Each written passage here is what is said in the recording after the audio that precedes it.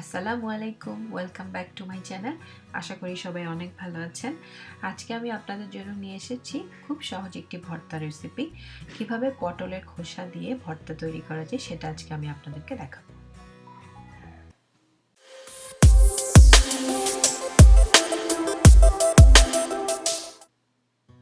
এখানে আমি প্রথমে 10-12টি পটলের খোসাকে ঠিক এভাবে কেটে নিয়েছি, ধুয়ে নিয়েছি। পটলের খোসাগুলোকে এভাবে লম্বা করে কেটে নিতে হবে।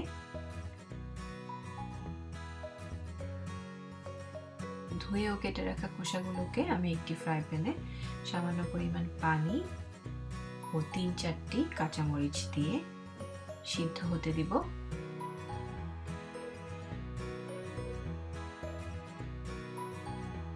খুবই সামান্য পরিমাণ পানি অ্যাড করতে হবে এবং দিয়ে দিলাম সামান্য পরিমাণ লবণ।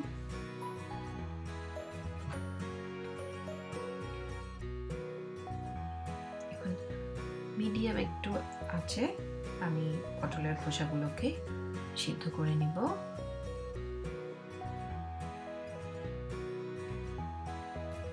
আমি কখনোই পটলের খোসা ফেলে দিই না, সবসময় এরকম ভর্তা করে খাই। আপনারাও ট্রাই করে দেখতে পারেন। খুবই চমৎকার এবং খুবই সহজ এই ভর্তা রেসিপিটি।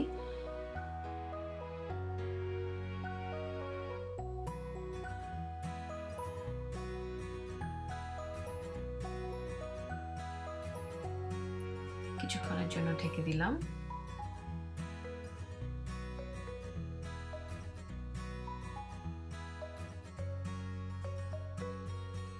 একটু নেড়ে ছেড়ে দিতে হবে।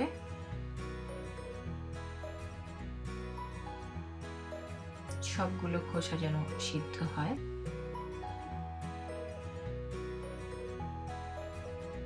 পানিটা অনেকটাই শুকিয়ে গেছে, তাই আমি সামান্য পরিমাণ অয়েল অ্যাড করলাম। এতে আমি একটি হাফ রেড অনিয়ন ও 3-4টি রসুনের কোয়া ফালি করে কেটে ভেজে নিচ্ছি পটলের খোসাগুলোর সাথে।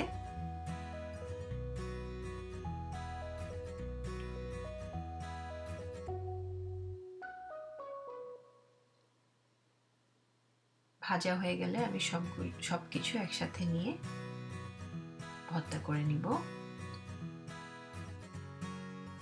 একদম শেষে সামান্য পরিমাণ সরিষার তেল অ্যাড করে দিলাম।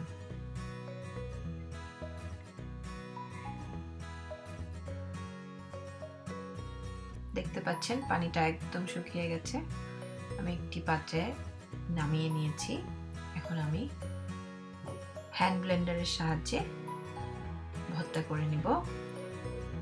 আর ভর্তাটা যেন একটু স্টিকি হয় সেজন্য আমি একটি মিডিয়াম সাইজের আলু সিদ্ধ করে নিয়েছি। পটলের খোসার সাথে অ্যাড করে দিলাম।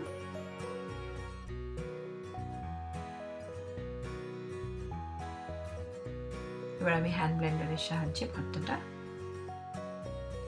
করছি, দেখতেই পাচ্ছেন। খুব অল্প সময়ে ভর্তাটা করতে পারবেন, ট্রাই করে দেখবেন। প্লেন রাইসের সাথে ভর্তাটা খেতে অসাধারণ।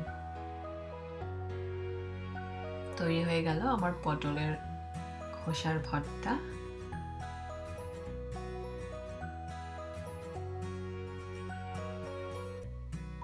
এতক্ষণ আমার সাথে থাকার জন্য অসংখ্য ধন্যবাদ সবাইকে।